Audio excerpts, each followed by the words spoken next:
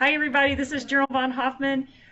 Joe Chacon and I have perfected the art of social distancing. He is in Arizona.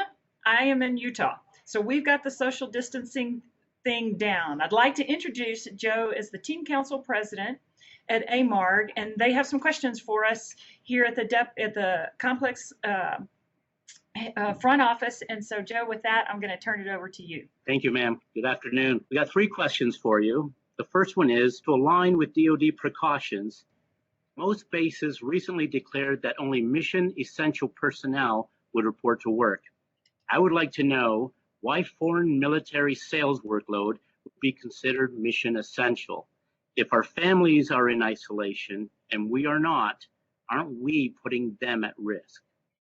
And you're correct. So a lot of the bases have gone to mission essential only. One of the first directives that came out for us, however, from Air Force Materiel Command was that all depot personnel were mission essential. So we fell into that category regardless of what type of workload that is. For right now, all depot workload means all depot workload, whether it's reclamation at AMARG or some of the mod line work, whether it's storage activity or in this case, as you say, foreign military sales regen work. For right now, it's all considered mission essential. As this progresses, we're either going to progress in a positive fashion and hopefully work our way back to what normal operations are, or if it gets somewhat more serious and we have to prioritize workload that we do, then we'll do that based on what our warfighters ask us for. And would foreign military sales be at the top of that list? I probably would hazard a guess that it would not be, but for right now, we are. And to address the part where it says, aren't I at risk to the family?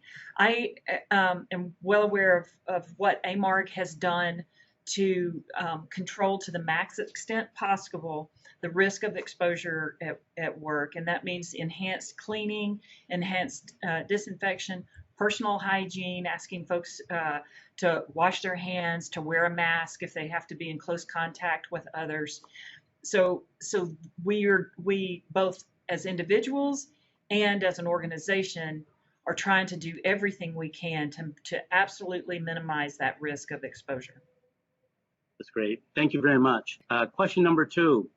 Are people who live with someone that is at a higher risk of contracting COVID-19 eligible for weather and safety leave?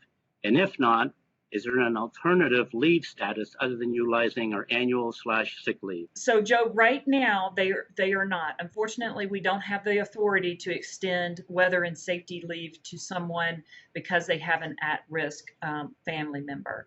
As I just mentioned in the question before, we are going to try to absolutely minimize their risk of exposure so they don't bring that home. Having said that, right now we cannot.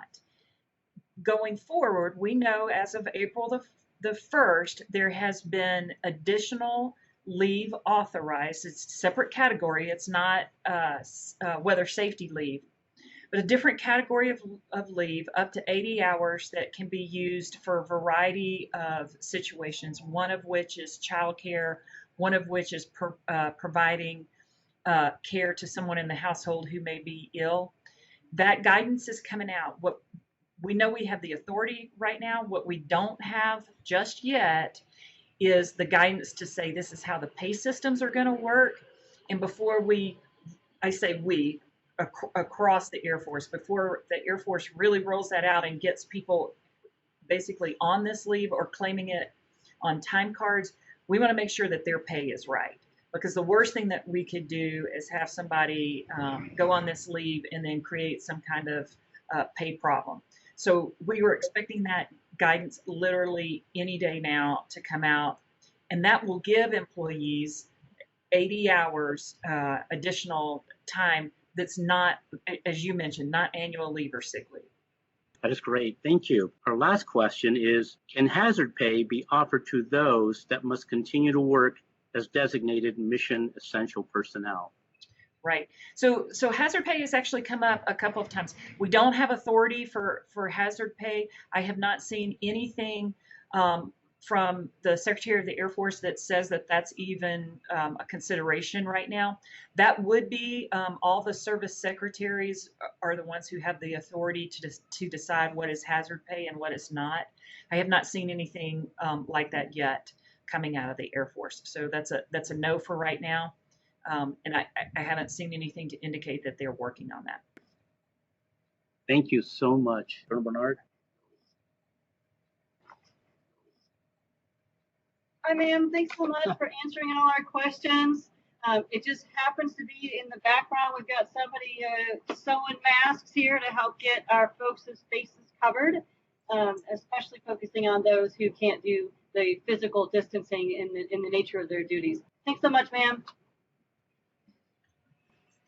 Thanks so much. Thanks, Joe. Appreciate it.